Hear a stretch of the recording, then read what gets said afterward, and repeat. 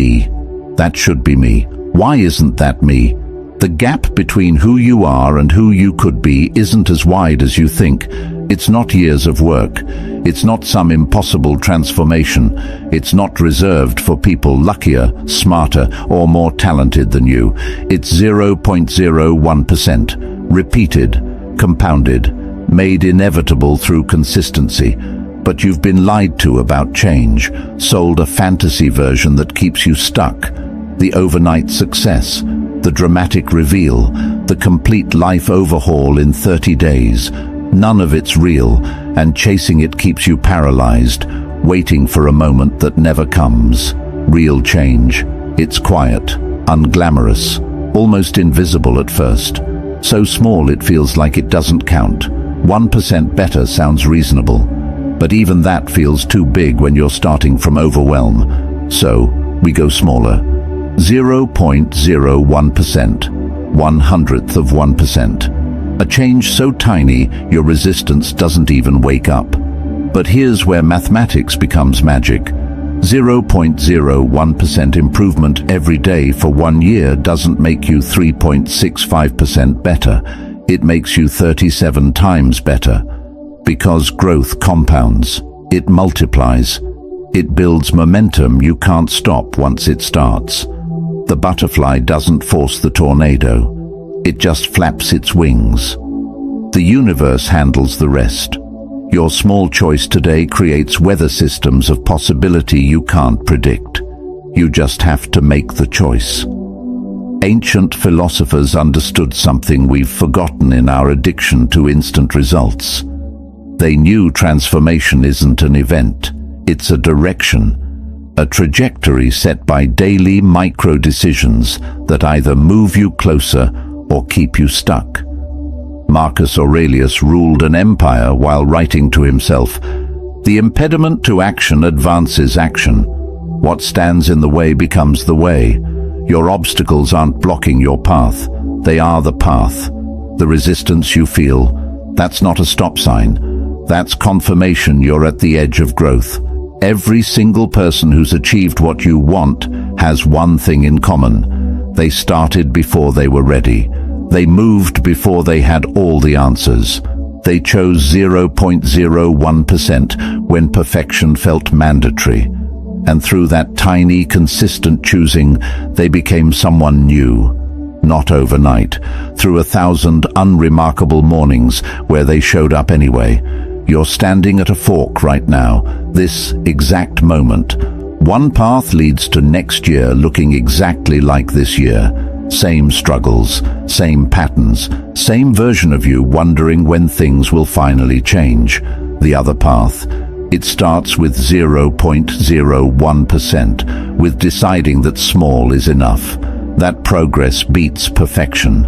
That becoming someone new doesn't require permission or perfect conditions or proof it'll work.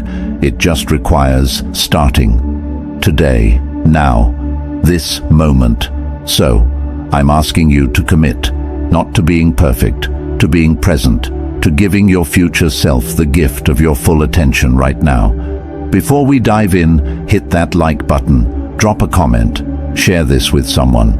Subscribe, because we're building a community that chooses growth over comfort, action over excuses.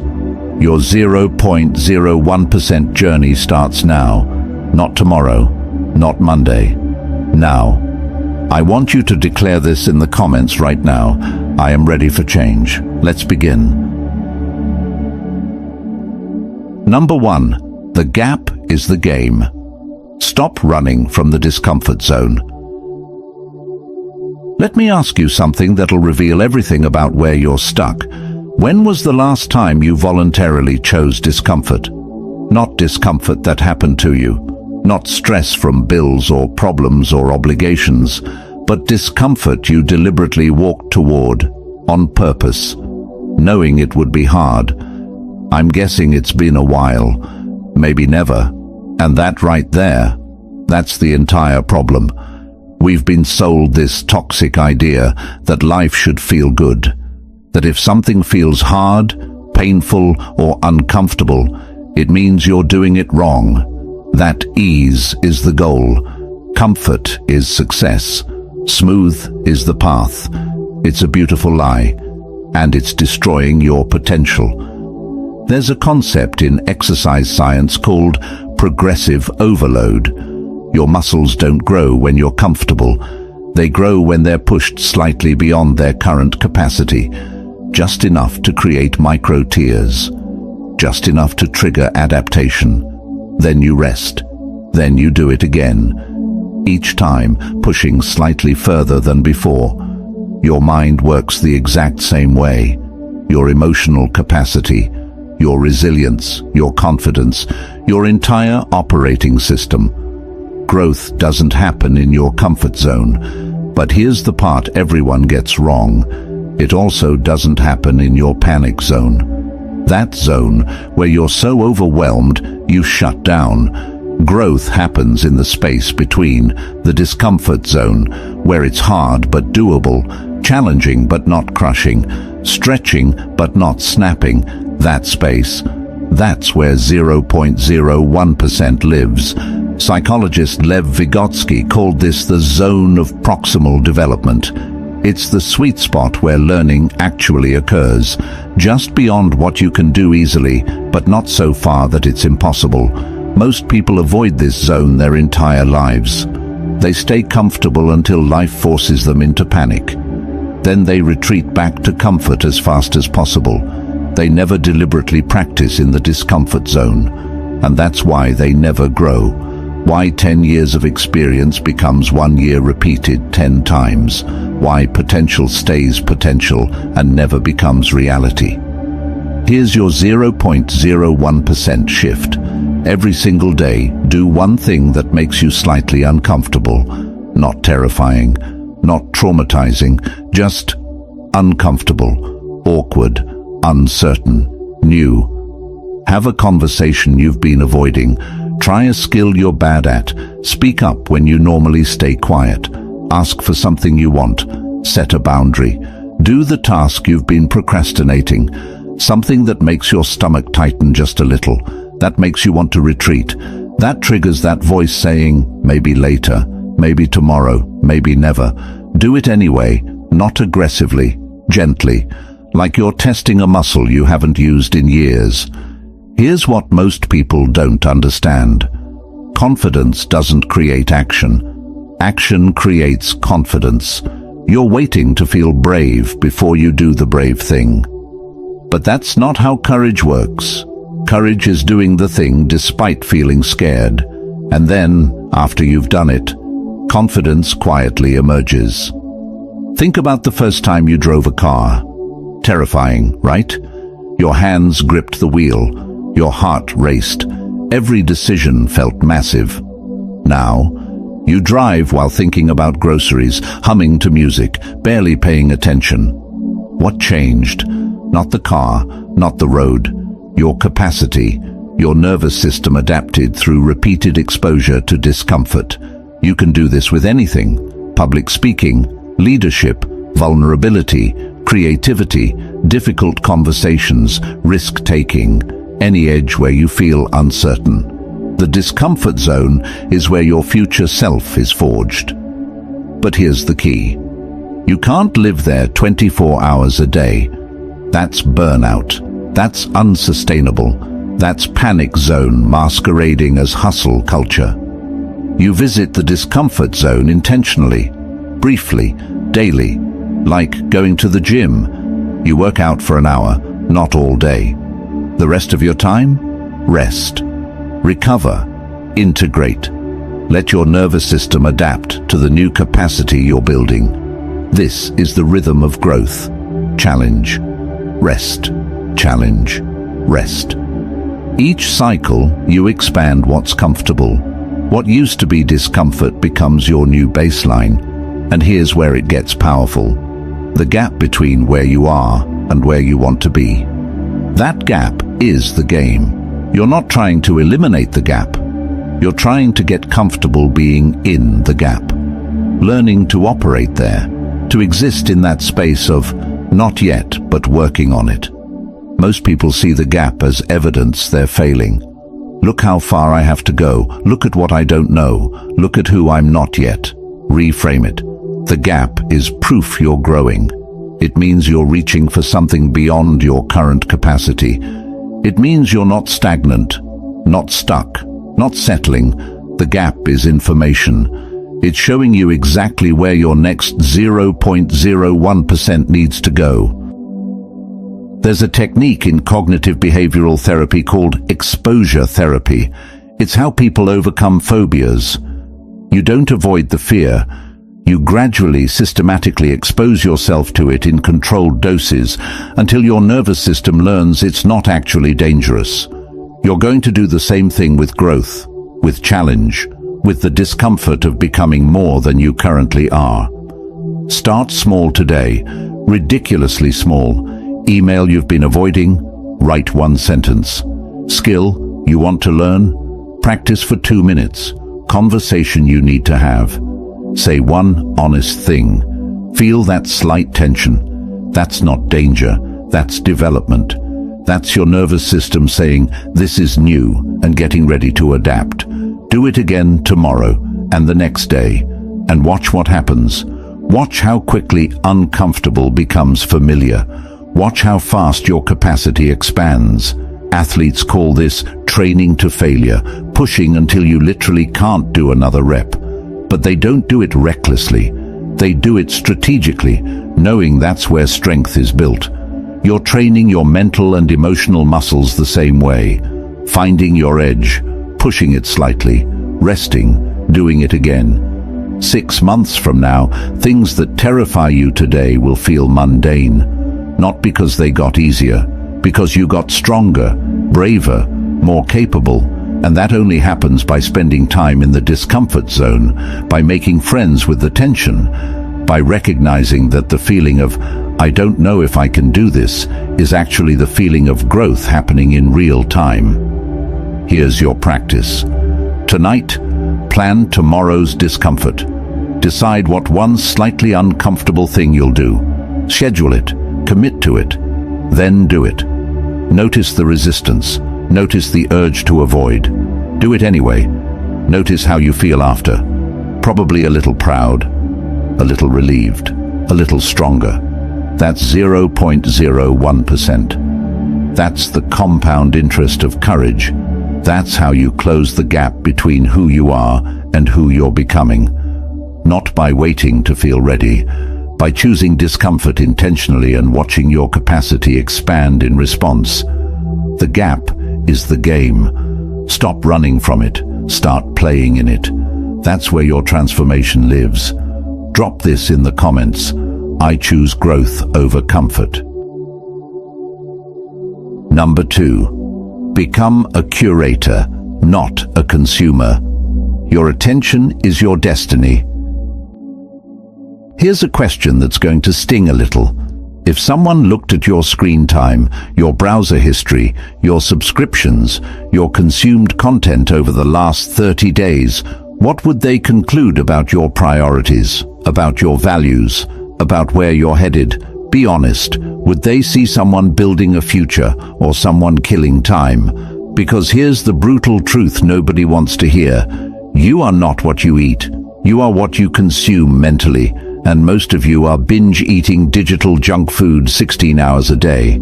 Scrolling, clicking, watching, reacting, consuming, and wondering why you feel empty. There's a term in economics called opportunity cost. Every choice you make eliminates another choice. Every minute spent here is a minute not spent there. Right now, while you're watching this, you're choosing not to do 1,000 other things. That's not bad, that's just reality. The question is, are you choosing intentionally or defaulting mindlessly? Most people aren't consumers anymore.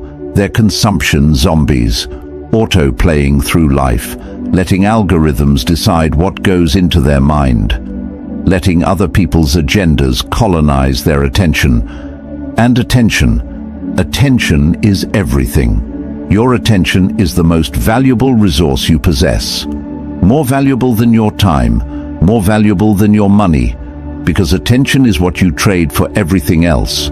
You trade attention for knowledge, for relationships, for income, for growth, for entertainment, for distraction, for meaning or meaninglessness. Show me what you pay attention to, and I'll show you who you'll become. It's that simple, that precise, that unforgiving. Here's the shift. Stop being a passive consumer. Become an active curator. A consumer takes whatever's offered. A curator selects intentionally, chooses deliberately, says no far more than yes. Museums don't display every piece of art ever created. They curate. They select pieces that align with their vision, their standards, their purpose. You need to curate your inputs the same way. There's research from Microsoft showing the average human attention span dropped from 12 seconds in 2000 to 8 seconds today. 8 seconds, less than a goldfish. And it's getting worse. Why? Because we're training our brains to be distracted, to constantly switch, to never go deep, to graze on surface-level content and never actually digest anything meaningful. And then we wonder why we can't focus, why we can't think clearly, why we feel anxious and scattered and overwhelmed. You've been hacked. Your attention has been weaponized against you by apps designed by the smartest engineers in the world, whose entire job is keeping you scrolling, clicking, consuming. They're winning, and you're losing unless you fight back, unless you reclaim your attention as sacred territory. Here's your 0.01% practice. Conduct a brutal audit. Look at everything you consumed yesterday. Everything. Social media, news, YouTube videos, podcasts, TV shows, articles, conversations, all of it. Now ask, did this make me better? Did this teach me something useful? Did this inspire meaningful action? Did this align with who I'm becoming? Or did this just steal 30 minutes I'll never get back while making me feel worse about myself, angrier about the world, or more distracted from what actually matters? Be ruthless, because your future depends on it. Every piece of content is either building you or draining you, expanding you or diminishing you, moving you forward or holding you back. There's no neutral, there's no harmless. There's only aligned or misaligned with your vision. Cut everything misaligned. Unfollow, unsubscribe, delete, block, remove. Create friction between you and the things that drain you. Then, and this is crucial, replace it with intentional inputs, not more consumption, better consumption. One podcast episode that teaches you something applicable. One chapter of a book that challenges your thinking. One conversation with someone further ahead than you. Quality over quantity. Depth over breadth. Intention over automation. Here's what's wild.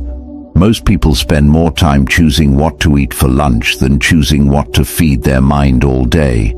They'll research restaurants, read reviews, check ingredients, but they'll scroll whatever the algorithm serves. Watch whatever auto plays next, consume whatever's trending, and then wonder why their mind feels like garbage. Naval Ravikant, entrepreneur and philosopher, said, "If you eat, invest, and think according to what the news advocates, you'll end up nutritionally, financially, and morally bankrupt." The news isn't information anymore, it's outrage fuel, designed to trigger your amygdala, to keep you afraid, angry, and addicted. Same with most social media. It's not connection, it's comparison, it's performance, it's everybody's highlight reel versus your behind the scenes, and you're absorbing it all, letting it shape your worldview, your self-image, your sense of possibility or impossibility. Stop. Just stop. You don't need to know everything happening everywhere. You need to know what's relevant to your growth, your goals, your immediate sphere of influence. Everything else is noise. Entertaining noise, maybe, but noise nonetheless. Here's a test.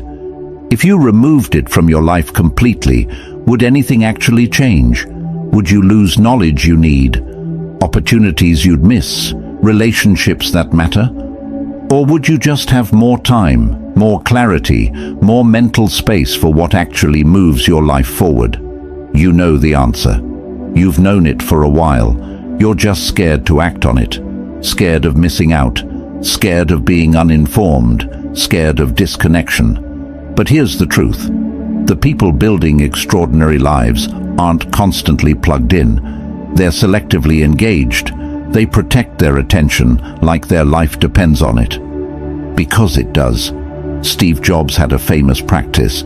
Every morning he'd ask himself, if today were the last day of my life, would I want to do what I'm about to do today? Ask yourself the same thing about consumption. If I only had 1 hour of input today, would I choose this? Would this be worth the exchange? Most of what you consume wouldn't pass that test. So why are you consuming it?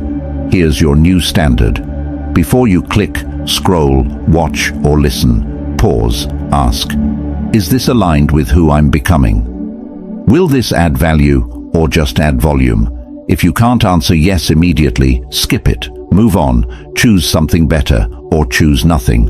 Silence is underrated.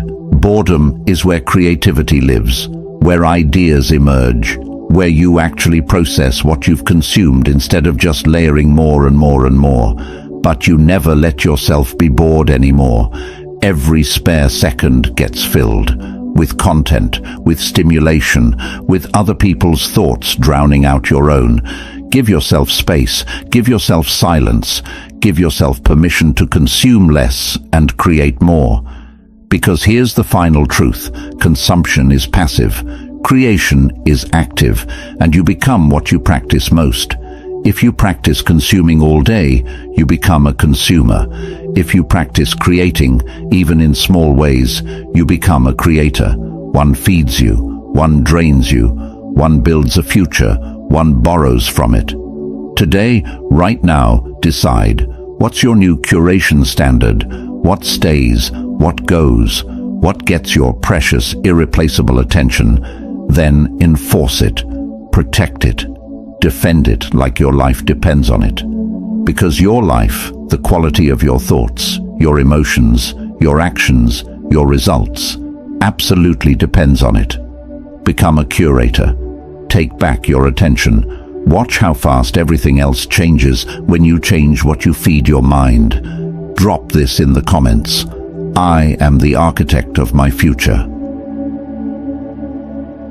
Number 3, install the failure firmware. Make losing your competitive advantage.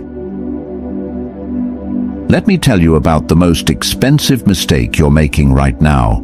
You're treating failure like it's optional, like it's something to avoid at all costs. Like smart people, successful people, winners somehow bypass failure on their way to the top. That's not just wrong, it's backwards. The most successful people you admire, they didn't succeed despite failure. They succeeded because of it, through it, by deliberately installing failure as part of their operating system. Let me explain what I mean. Right now, your relationship with failure is broken. You see it as evidence you're not good enough, as proof you should quit, as embarrassment to hide and minimize and never speak of again. So, you play it safe. You stay small. You only attempt things you're pretty sure you can win at. And in doing so, you guarantee mediocrity. Because anything worth achieving lives on the other side of multiple failures. There's a concept in Silicon Valley called fail fast. But most people misunderstand it. They think it means reckless risk-taking. It doesn't. It means get to your failures quickly so you can learn quickly, so you can iterate quickly, so you can succeed sooner. Failure isn't the opposite of success. It's the research and development phase of success. Thomas Edison tested over 10,000 materials before finding the right filament for the light bulb. When asked about his failures, he said, "I have not failed. I've just found 10,000 ways that won't work." That's not positive thinking. That's accurate thinking. That's understanding that failure is data, information, feedback.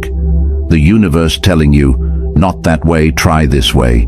But you're not listening because you're too busy feeling ashamed, too busy protecting your ego, too busy pretending you never tried so you don't have to admit you tried and it didn't work. Here's the shift. Stop avoiding failure. Start collecting it, deliberately, systematically, like you're building a portfolio. Entrepreneurs have pitch decks. Athletes have highlight reels. You need a failure resume. A running list of everything you tried that didn't work. Everything you attempted that flopped. Every risk that didn't pay off. Not to dwell on it, to celebrate it. Because each failure means you tried. You risked. You stepped outside the safe zone. You gathered data nobody sitting on the sidelines will ever have. Professor Tal Ben-Shahar at Harvard actually assigned this to students. Create a failure resume. Document rejections, mistakes, flops, embarrassments. The students found it more valuable than their actual resumes. Why? Because it revealed courage, growth, resilience, the willingness to be wrong on the way to being right. Your real resume, the one that matters, isn't what you succeeded at on the first try. It's what you failed at repeatedly and kept going anyway. Here's your 0.01% shift. Aim to fail at something small today. On purpose, intentionally. Try something you're bad at. Ask for something you might not get. Pitch an idea that might get rejected. Have a conversation that might go awkwardly, not recklessly, strategically, with the explicit goal of practicing being okay with things not working out. Because right now, your nervous system treats failure like death. It triggers the same fight or flight response, same cortisol dump, same panic. And that response is crippling you, making you risk-averse, making you play small, making you choose comfort over growth every single time. You need to desensitize yourself to failure. The same way you desensitize yourself to cold water by taking cold showers, by deliberately exposing yourself in small doses until your system adapts. Athletes do this constantly. They practice missing. Golfers practice recovering from bad shots. Boxers practice getting hit and staying calm. They install the failure firmware, so when it happens in competition, they don't panic. You need to do the same thing in life. Practice failing in low-stakes situations, so when high-stakes moments come, you're not paralyzed by the possibility of things going wrong. Here's a powerful reframe. Every successful person has a higher failure rate than unsuccessful people. Not a lower one, higher. Because they're attempting more, risking more, trying things that might not work. While everyone else is playing it safe, they're out there collecting failures like badges of honor. Best-selling author Seth Godin says, "The person who fails the most wins." Not because failure is the goal, because attempts are the goal, and attempts inevitably include failures. You're focused on batting average, they're focused on at-bats. You want to succeed every time. They want to swing as many times as possible, knowing some will miss and some will be home runs. More swings equal more misses, but also more hits. That's just math. Think about learning to ride a bike. You fell. Probably many times, scraped knees, bruised ego, but you didn't interpret those falls as "I'm not a bike rider." You interpreted them as "I'm learning to be a bike rider." Same action, different interpretation, and that interpretation made all the difference. You need to bring that same mindset to everything. Stop interpreting failure as identity and start interpreting it as iteration. "I failed" becomes "I'm in the learning phase." "This didn't work" becomes "This approach didn't work. What's another approach?" "I'm not good at this" becomes "I'm not good at this yet. What do I need to practice?" See the shift. You're not changing reality. You're changing your relationship with reality. And that changes everything, because when failure doesn't threaten your identity, you become unstoppable. You can try anything, risk anything, attempt anything, because the worst that can happen is you learn something, and learning is always valuable. Always. There's a concept in game theory called asymmetric risk. It means situations where the downside is limited, but the upside is unlimited. Most of your failures are asymmetric. The downside, embarrassment, wasted time, temporary discomfort, all recoverable, all survivable. The upside, breakthrough, success, transformation, life-changing results. You're avoiding attempts because you're overweighting the downside and underweighting the upside. You're playing not to lose instead of playing to win. Flip it. Start asking, what's the worst that happens if this fails? Can I survive that? Can I recover from that? If yes, and it almost always is, then the real question becomes, what's the best that happens if this works? Is that worth the risk of failure? Usually the answer is yes, but you never get there because you stop at, what if I fail? And never move past it. Here's your practice. Create a failure goal, not a success goal, a failure goal. I will collect 10 rejections this month. I will attempt 3 things I'm bad at this week. I will have 5 awkward conversations this quarter. Make failing the objective. And watch what happens. Watch how liberated you feel. Watch how much you attempt. Watch how many unexpected successes emerge from your willingness to fail. Because here's the secret. When you're trying to fail, failure stops being scary. It becomes expected, part of the process. And suddenly, you're free to try everything without the weight of needing it to work. And ironically, when you remove the pressure to succeed, you succeed more often. Because you're relaxed, experimental, willing to iterate, not attached to any one outcome. You become anti-fragile, a term coined by Nassim Taleb. Things that are fragile break under stress. Things that are robust resist stress. Things that are anti-fragile get stronger from stress. You want to be anti-fragile. And the only way to get there is by installing failure as a feature, not a bug. As fuel, not an obstacle. As necessary, not optional. So go fail at something today, something small, something safe. Just practice the motion, the feeling, the recovery. Notice that you survive. Notice that the world doesn't end. Notice that you're actually okay. Maybe even a little proud that you tried. That's your new firmware installing. That's 0.01% of failure tolerance building. Do it again tomorrow and the next day. Watch how quickly your capacity for risk expands. Watch how much more you attempt. Watch how your entire life trajectory shifts when failure stops being the enemy and becomes your competitive advantage. Let me see this declaration below. I learn from failure. Number 4. Architect your microenvironments. Design the path of least resistance to your goals. Answer this honestly. How many times have you set a goal with genuine intention, real motivation, complete commitment, and then watched it dissolve within days? Not because you're weak, not because you lack discipline, but because you're fighting uphill against an environment designed for your old self, not your future self. You want to eat healthier while your kitchen is stocked with junk. You want to read more while your phone sits 3 inches from your pillow. You want to save money while your credit card is saved in every shopping app. And then you wonder why willpower runs out by Tuesday. Here's what nobody tells you.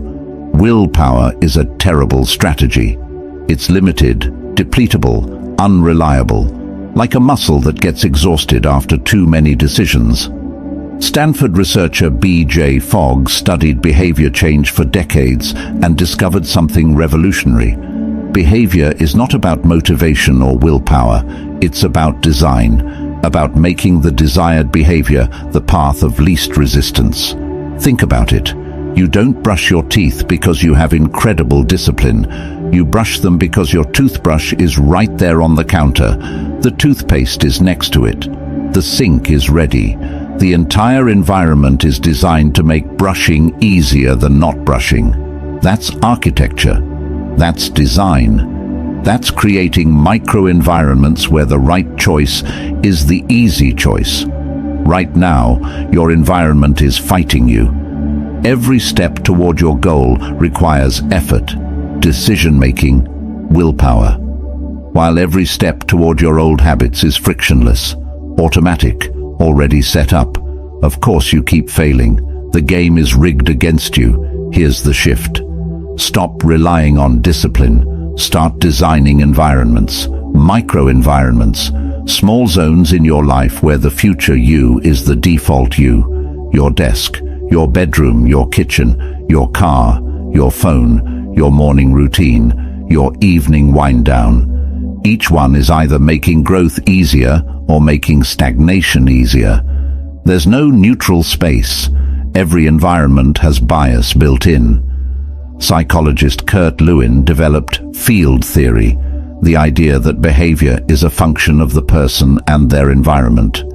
Change the environment, and behavior changes automatically, without effort, without willpower. Want to work out more?